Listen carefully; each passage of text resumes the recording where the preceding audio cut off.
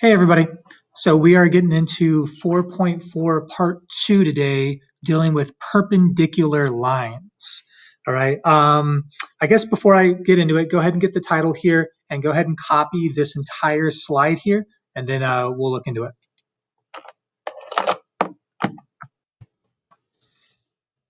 Okay, so first things first, perpendicular lines, what are they? It's probably something you've seen before. So basically, the way I think of perpendicular lines is kind of the opposite of parallel lines. If you guys remember, parallel lines were two lines that never crossed one another. Okay, they just went side by side forever in both directions. Perpendicular lines do cross each other, but more importantly, they cross each other at a 90-degree right angle. Okay, so that's what you're looking for when it comes to perpendicular lines. But today we're digging a little bit deeper into them, and we're looking at what's called the perpendicular bisector theorem. Okay, so let's break this thing down and see what it's trying to tell us. So here's what it says. If a point is on a perpendicular bisector of a segment, then it is equidistant from the endpoints of the segment. Okay, all right, so there's a lot going on there, a lot of words. So let's just break it down kind of, one step at a time here. So the first thing it's saying, if a point is on the perpendicular bisector of a segment, okay, the perpendicular bisector is a segment that is just that. It bisects another segment and it is perpendicular to that segment. So if we're taking a look at this picture down here, we can see that this line right here, let me highlight it. This line right here would be considered our perpendicular bisector. Here's why. We can see that it's perpendicular to this line because of that 90-degree angle. And we can also see that it's bisecting it into two congruent halves. Remember, we've seen this word before. Bisect just means, to cut into two congruent halves, two equal halves. Okay, and just a reminder, these little marks here, these little red marks are telling us that this segment here is the same length as this segment here. It's cutting it into two equal halves. Okay, so so it says if a point is on the perpendicular bisector, okay, which we can see right here, we do have a point on a perpendicular bisector. Here's what that point does. They say that it is equidistant from the endpoints of the segment. Okay, a couple more things to point out. Equidistant. That word literally means what it sounds like, equal distance. Okay, so they're telling us it's equal distance from the endpoints of this segment. All right, so here's this segment. Okay, and here are the endpoints to that segment. This one and this one. So they're telling us if this point lies on a perpendicular bisector, that it is the same distance from this endpoint as it is from this endpoint. So something to add to your picture is this. That means that this segment and this segment are the same. They're congruent. And let's show that by putting two lines through it. Okay, another thing to point out, the reason why I put two lines through these segments is because we already had one line through these. Okay, this implied that these two segments were congruent. This is implying that these two segments are congruent. Okay, so that's all those little lines mean. Okay, so I really broke that down, but it's kind of a simple idea just to kind of, step back a second. If we have a point on a perpendicular bisector, that means that this segment is equal to this segment. Okay, those lines are the same length. That's all it really means. But I really wanted to dig in and explain these words. Okay, on the next slide, we have what's considered the converse of the perpendicular bisector theorem. This is kind of looking at it from the reverse. So go ahead and take a minute and copy this, and then we'll break this down. Okay, so the converse of the perpendicular bisector theorem. You'll see we have a lot of converse theorems in this class, and basically it's just doing the reverse of what that last theorem told us, and I'll show you what that means. Okay, so let's break it down. It says if a point is equidistant from the endpoints of a segment, so here's what they're saying on this thing. They're saying that, okay, this point is equidistant from these two endpoints, and we can see that, okay? So it's saying if that's the case, then this point lies on the perpendicular bisector of the segment. So they're telling us that that means that this point is on the perpendicular bisector, or in other words, this line here is perpendicular to this segment and also it is bisecting it into two congruent halves. Okay, you can kind of see that our picture is turned into the same thing. Okay, but we looked at it from reverse. It was the idea that if this point is the same distance from these two endpoints, then we know that it is a perpendicular bisector. Okay, the other theorem said the opposite. It said if this is a perpendicular bisector, then we know the point is equidistant from the endpoints. Okay, so I'm hopefully I'm not making this too convoluted, but I'm really wanting you to kind of wrap your brain around what these things are saying. Okay, but ultimately, if you guys notice, it's all about us getting congruent lines and perpendicular segments. Okay, and we're going to be using that stuff. Also, you might notice that when these lines cross one another and we get these right angles, what we end up with are right triangles. That right there is a right triangle. If you guys remember from the last lesson, we figured out how to find missing sides of right triangles. I wonder if that's going to show up using the Pythagorean theorem. We'll find out. Okay, so let's try this first example. Go ahead, take a minute, copy this, and we'll try it out.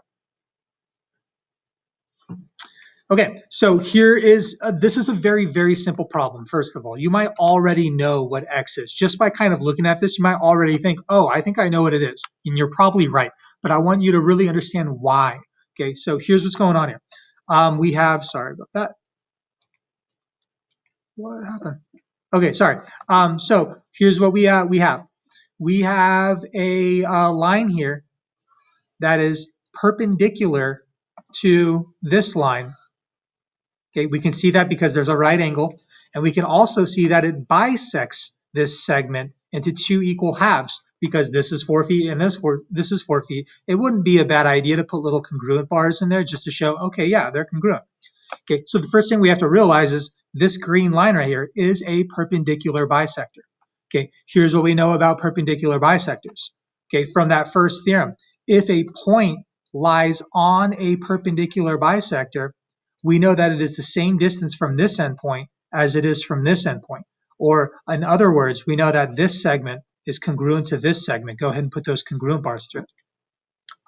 Okay, so really breaking it down, now this problem's a cinch, right? We know that, oh, this segment's 8 feet. That means since this one's congruent, x is also 8 feet. And there it is. Okay, and that's how simple some of these problems can be. Okay, but it's really understanding why. Okay, I want to just point something out. Say instead of this being 4 feet, say this was 3.9 feet. Okay, would these two lines now be congruent? Okay, the answer would be no, because this green line here would not be a perpendicular bisector. It'd be perpendicular, but it would not be bisecting the two, okay, which means that this point on it would not be the same distance from this endpoint as this endpoint. Okay, so that's really what I want you guys to understand as we go through this. Okay, let's try another that's a little bit more involved. Okay, go ahead, copy this. Okay, so let's kind of wrap our brain around what's going on here. First thing I notice is right now, I can't see if this line right here is perpendicular or if it bisects this segment. Okay, so what I do know is that this point here is the same distance from this endpoint as it is from this endpoint. If you guys remember, that's what the converse theorem dealt with. It told us that if these two lines here were congruent, which by the way, let's go ahead and show that by putting a little congruent bars through them. If this point is the same distance from this endpoint as it is from the other endpoint, we know that it lies on a perpendicular bisector. That's what that theorem says. So this is what we can say. We can say, all right, I know that this is a 90-degree angle, and I know that this is congruent to this. Okay, that's the first big thing to realize. Here's the thing. When we go to find x, I notice that, this is what we're looking for, and I don't know what this segment is. If we knew what this was, say they said it was 7 inches, we would say, oh, okay, this is 7 inch, and we'd be done. Okay, but we don't know what this is. So how can we go about finding this segment right here? Okay, well, here's what we got to realize. This right here is a right triangle. Okay, and it wouldn't be a bad idea to highlight it in your notes. Maybe just, darken that triangle right there. Okay, and here's what we have. We have two sides of that right triangle, and we're looking for a missing side. And if you guys remember, that's what that last lesson was all about. We can use the Pythagorean theorem to find this missing side length. Okay, so just a reminder on this Pythagorean theorem, the way I taught it was that c squared equaled a squared plus b squared. Go ahead and write that out. All right, the big thing to remember with the Pythagorean theorem is that c is a very particular side length of our right triangle. It is the hypotenuse of our right triangle. Okay, and if you guys remember, these two other side lengths, a and b, are just the legs of our right triangle, which are just the two shorter sides. Okay, the hypotenuse is the longest side, and if you guys remember, we can find it by going opposite that right angle. If we go opposite the right angle, okay, we can, it points right at the hypotenuse. Okay, so that's the first thing is, okay, we are plugging 5 in for C. Let's start with that. Okay, A and B are the other two side lengths. Just remember they're interchangeable. It doesn't matter which you plug in for which, but I usually make the smaller one A, and I'm going to make the longer leg B. Okay, just a little reminder, this would be considered the short leg, this would be considered the long leg, this is the hypotenuse. That's kind of like the three different names to the three different sides of a right triangle. Okay, so now we have a little equation we can actually solve. All right, so let's first square our numbers. 5 squared is 25, 3 squared is 9, okay, plus x squared. Okay, and from here now we can go ahead and subtract 9 from both sides. Okay, looks like we're going to get 16 equals x squared. All right, and then last step, if you guys remember, to undo squaring, we do the opposite operation, which is square rooting. So we're going to square root both sides. Okay, and something I want to point out, I always see kids think square root is a division sign. It's like, oh, divided by 16? No, it's the square root of 16, even though those symbols look different. They are completely different. All right, so yeah, square root of 16, if you were to type this into your calculator, you might have already memorized, this is a perfect square. We get a nice clean 4 when we do this. Okay, and then these cancel, that's why we did that. So we get 4 equals x, let's flip it around, x equals 4. And let's put in the units, inches. Okay. So yeah, that is why our last lesson dealt with the Pythagorean theorem, because we're going to be using it here and there. Okay, look for right triangles with two sides given and a missing side. You will use the Pythagorean theorem ever so often throughout this entire year in this class. So just get used to it. Start to not be too intimidated by it. It's pretty easy. Okay, so I'm going to have you guys try a problem a lot like that. Go ahead and copy this thing. Notice that we have a perpendicular bisector right here. So, technically, here's what's going on. We know that this point is the same distance from this point as it is from this point. These are congruent to one another, all right? Which actually isn't really a necessary thing to realize here because we don't know what this side length is. What really is important is the fact that this right here is a right triangle, okay? And we know two sides of the right triangle, and we need to find the missing side. So again, you're going to be using the Pythagorean theorem on this problem. All right, one thing I want to just point out before I'm going to have you guys try it on your own, be careful which number you plug in for C. Make sure your hypotenuse is plugged in for C. Okay, go ahead and give it a try. Okay, so taking a look at my right triangle here, here's what I'm hoping you guys notice. Opposite that right angle is my hypotenuse. So on this problem, I'm plugging in x for C. Okay, if you accidentally plugged in x for A or B, maybe cross it out and do this along with me. Okay, A and B are, the two legs, the short leg and the long leg. I'm going to make A 6 and I'm going to make B 8. Okay, now from here, pretty simple problem. We can square our numbers. 6 squared is 36. 8 squared is 64. Okay, we can add these together. Actually, there's a little bit of solving, but it's a little bit different on this problem. So we got x squared equals 100. And now we can get rid of this squared by square rooting both sides. And again, we get a nice perfect square. It doesn't always happen, okay? But if you were to type it in your calculator or just memorize it, the square root of 100 is 10. All right, and let's put our units in 10 inches. Okay, one thing I always recommend is just look at your triangle, see if that makes sense. Does it make sense for my hypotenuse to be 10 inches if my short leg is 6 and my long leg is 8? Yeah, the hypotenuse should be the longest side. Okay, if for some reason, say you got like 5 inches for this answer, that wouldn't make any sense for this to be 5 inches if this short leg is 6, right? So just make some sense out of it. All right, we have just a couple more here. So go ahead, take a second, copy this problem. It's not as difficult as it looks, I promise. Okay, so says given PA equals PC. Let's just start there. They're telling us we have two congruent segments. Okay, so PA, this one right here, is congruent to PC, this one right here. Okay, so go ahead and put some congruent bars through. Okay, the other thing they're telling us is that BA is congruent to BC, or they're saying equal, I'm saying congruent. Remember, it means the same thing. Okay, so BA, this segment here, is congruent to this segment here. Okay, so I'm trying to think. Before we get into the problem, let's make sense out of what we just realized here. Okay, we have a point, this point P, that is the same distance from this endpoint as it is from this endpoint. This is using the converse of the perpendicular bisector theorem. Okay, so here's what we know. We know that this point lies on a perpendicular bisector. Okay, we now know that this line right here is a perpendicular bisector. So here's what we can add to our picture. We know that this is a 90-degree right angle. Okay, one other thing I want to point out, guys. If this is a 90-degree angle and this is a flat line, that means this is also a 90-degree angle, right? That's kind of assumed, all right? We don't write it in because we just know, okay, if this is a right angle, we know that this is also a right angle. Okay, and there's actually a few right angles in here.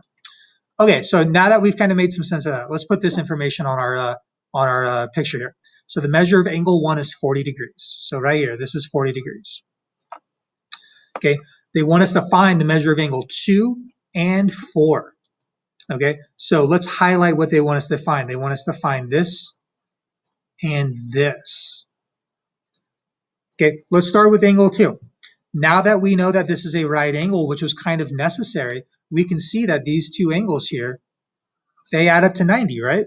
So if this is a 40-degree angle, angle 1, what does angle 2 have to be for them to add up to 90? Take a guess. Okay, 50, right? So there it is. 40 plus 50 is 90. Okay, and let's go ahead and write it out. So the measure of angle 2 equals 50 degrees. So there's one of our answers. The other one they want us to get is angle 4 right here. Okay, so here's where we have to start looking around. And I noticed this when I first looked at this problem. I always look for straight lines crossing one another. Okay, and here's what I noticed. This is also another straight line right here. And if you guys notice, angle 1 and angle 4, they are technically vertical angles. If I were to kind of highlight it, they mirror one another, two straight lines crossing. I know that if this is 40 degrees, I know that angle 40 is also, or sorry, angle 4 is also 40 degrees. Okay, so the measure of angle 4 equals 40 degrees. Okay, so this is using a lot of stuff that we've learned in the past, vertical angles, flat lines, adding the 180, stuff like that. It still matters. It's still something that will show up all the time. Okay. All right, so I'm gonna have you guys, let's circle this. There we go. I'm gonna have you guys try one a lot like this. Okay, go ahead and redraw this picture. Okay, get this information on and see if you can find angles 3 and 4. Okay, give it a try. Okay, so PA is congruent to PC, so this is congruent to this, just like the last one. BA is congruent to BC, so this is congruent to this. Okay, so just like before, just the first thing to realize is that means since this point is the same distance from C as it is from A, this line is a perpendicular bisector.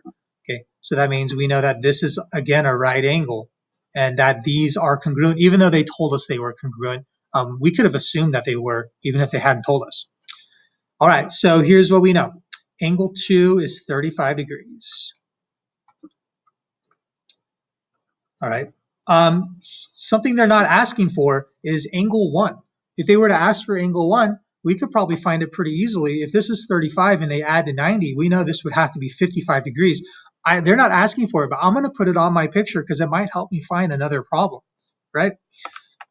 All right, so yeah, they want 3 and 4, these two angles. there's actually a few different ways for us to find these two angles. All right. But I think the easiest way is to look for a bunch of vertical angles. Okay, I'm going to highlight them. This line and this line mean that angle 2 and angle 3 are vertical angles. If this is 35, we know that angle 3 is also 35. Okay, so there it is. Measure of angle 3 equals 35, 35 degrees. Okay. Here's another thing to realize. If this is a 90-degree angle, that means this is 90 degrees, that means this is 90, that means this is 90. These are all 90-degree angles. If this is 35, we know that these add to 90. This has to also be 55. Okay. Another way we could have found that out is since we knew this was 55, we know that these angles are vertical angles. They mirror one another. They're congruent. Okay. So that's another way we could have found out that the measure of angle 4 is 55. Okay, so kind of a complicated lesson, but hopefully you're just starting to understand the point of it. It's really about just congruent lines, looking for right triangles. There's a lot going on here. We're kind of piling on all the stuff we've learned in the last, I wouldn't say month. Okay, so yeah, hopefully you guys are feeling good. I'll talk to you guys later. Bye.